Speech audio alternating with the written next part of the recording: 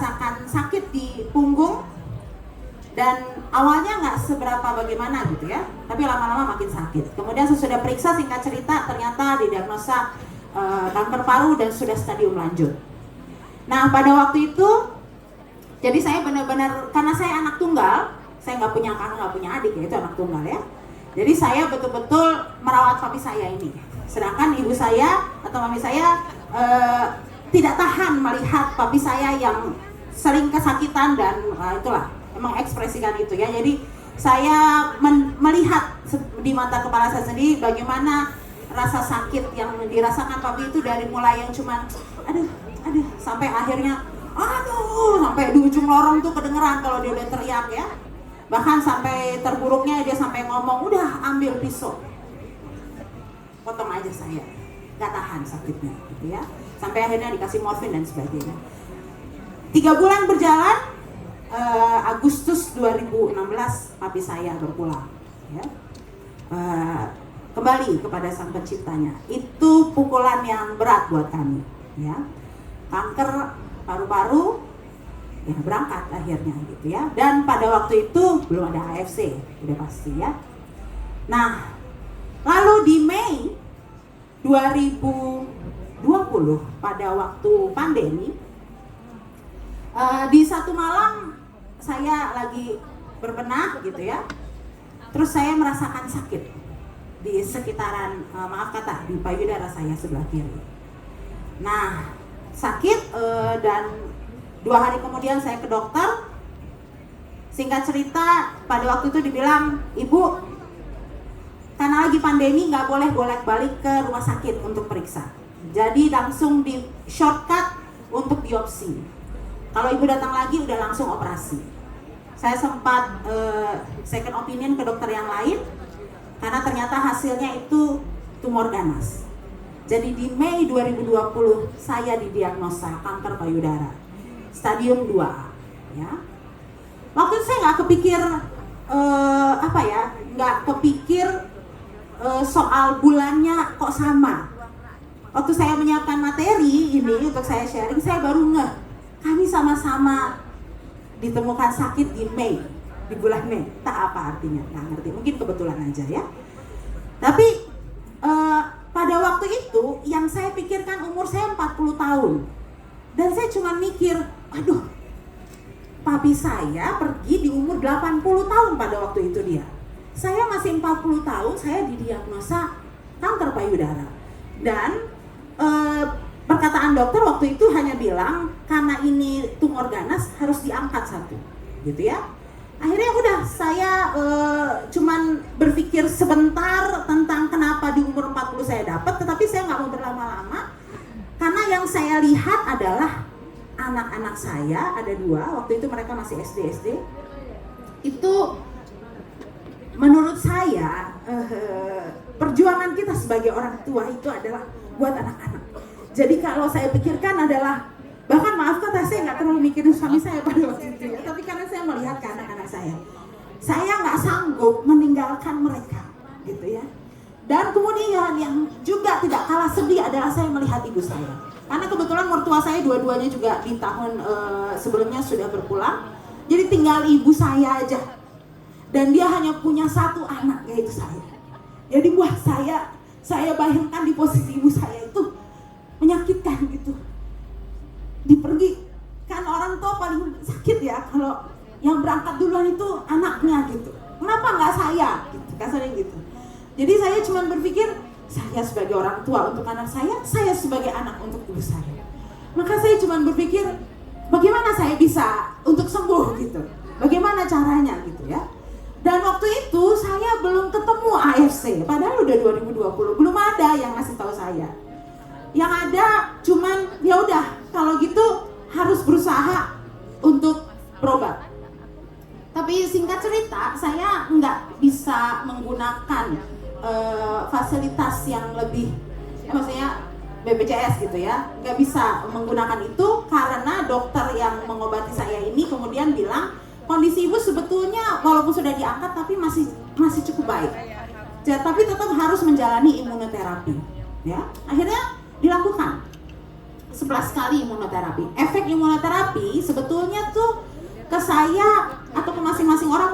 berbeda. Tapi yang saya alami adalah saya sempat 3 bulan tidak datang bulan, lalu datang lagi dan itu pendarahan hebat, saya sampai lemas dan sesak, kedinginan semuanya. Kulit juga kering sekali dan gatal gitu ya. Kemudian rambut saya banyak juga yang rontok, tetapi memang tidak sampai se ekstrim kalau kemoterapi ya yang sampai habis. Tapi di situ saya cuma pikirkan adalah Tuhan tolong saya ini kenapa seperti dejavu gitu, melihat papi saya pergi, saya yang rawat dia. Sampai maaf ya buang kotoran dan sebagainya, saya mandikan dia gitu. Jadi kemudian sekarang kok saya harus ngalami gini tuh apa maksudnya gitu. Saya nggak pernah ngerti pada waktu itu. Tapi ya udah, di perjalanan sesudah 11 kali imunoterapi dalam kurang lebih 1 tahun ya, jadi 2021, disitulah kemudian ada teman yang memperkenalkan dengan AFC. Efek samping dari imunoterapi itu ada bagusnya, tetapi ada juga yang nggak bagus buat saya. Nah, di situ saya banyak lemas, saya mudah lelah sekali, susah konsentrasi gitu ya. Terus moodnya jadi mood swing gitu. Tapi saya konsumsi AFC dan akhirnya banyak tertolong. Nah, dari perjalanan itu saya gunakan AFC Utsukushi pada waktu ya. Utsukushi yang pertama 3 bulan pertama saya kejar. Akhirnya saya merasakan satu perubahan yang signifikan, saya jauh lebih sehat, kulit saya lebih bagus dan sebagainya. Dan yang pasti ketika perbaikan terjadi, yang membuat saya kaget atau akhirnya satu titik saya tersadar dan saya kaget, saya jauh lebih baik gitu ya. Dan di situ saya kemudian berpikir, menurut saya bisa jadi AFC ini yang saya konsumsi ini adalah perpanjangan tangan Tuhan buat saya supaya saya bisa hidup lagi, buat anak-anak saya, buat ibu saya, buat suami saya, buat keluarga saya. Sehingga saya cuma berpikir bahwa ini berkat yang baik yang Tuhan kasih buat saya gitu. Ini membuat saya percaya bahwa saya tidak hanya dikasih sembuh, dikasih sehat. Oh ya, bulan Mei 2025 ini saya sudah periksa dan saya dinyatakan bersih. Jadi ini sudah 5 tahun. Puji Tuhan, saya senang banget. Saya sudah melewati masa sebagai warrior atau pejuang dan saya masuk ke dalam kelompok survivor. Buat saya itu sebuah bentuk kasih sayang Tuhan buat saya yang nggak bisa saya akan lupakan seumur hidup. Tapi artinya ketika saya dikasih kesempatan kedua, saya menyadari bahwa saya harus melakukan sesuatu yang berbeda dari yang dulu saya hidupi. Sekarang saya mengubah pikiran saya untuk ketika Tuhan menolong saya melalui AFC, berarti saya juga harus cerita sama orang lain supaya mereka juga mengalami harapan saya seperti yang saya alami. Walaupun proses nggak mudah, tapi yang saya mau ingatkan di sini adalah ternyata kita semua bisa kok. Kita bisa kok, tapi persoalannya kita mau nggak mengubah mindset kita. Karena saya percaya dulu papi saya pergi dengan kanker paru dan saya mengalami kanker lagi. Dan saya selesai di bulan ini, di tahun ini dengan kanker itu. Saya percaya bahwa setiap kita dikasih kesempatan. Setiap hari ada kesempatan yang datang. Tapi bisa jadi kita nggak mau ambil kesempatan itu untuk diri kita. Kita bisa jadi masih sibuk memikirkan, aduh hidup penuh masalah, aduh ada sakit, aduh ada kesedihan.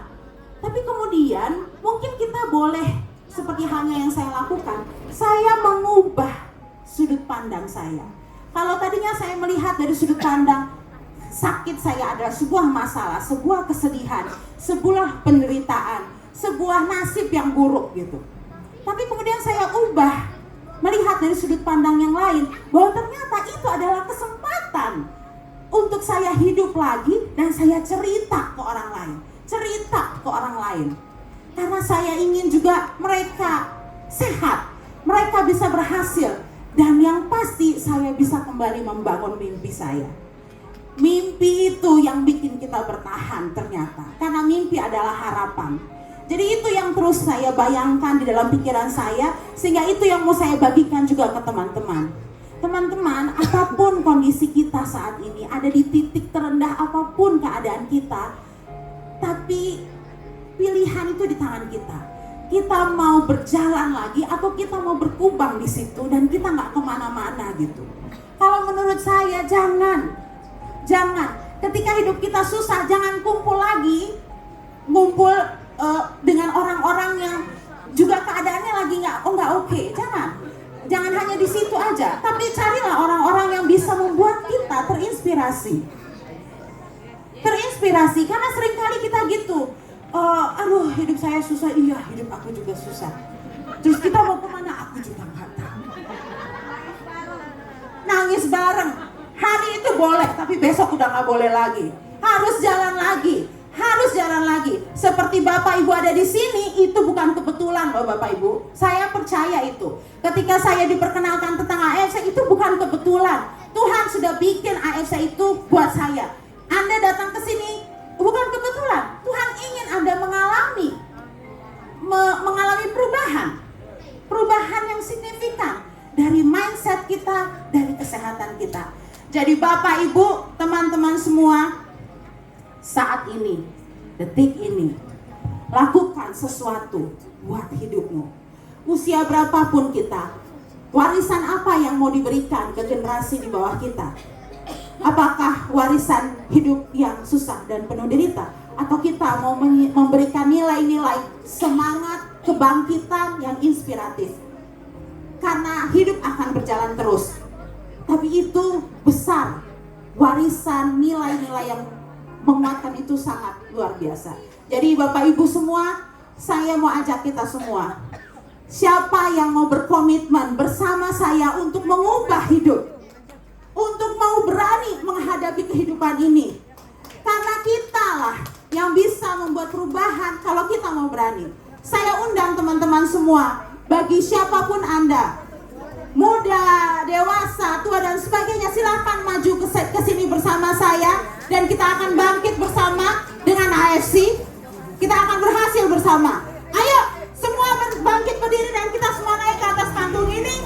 Kita mau berkomitmen bahwa kita akan jadi orang pemberani. Kita bukan mau jadi orang yang kalah.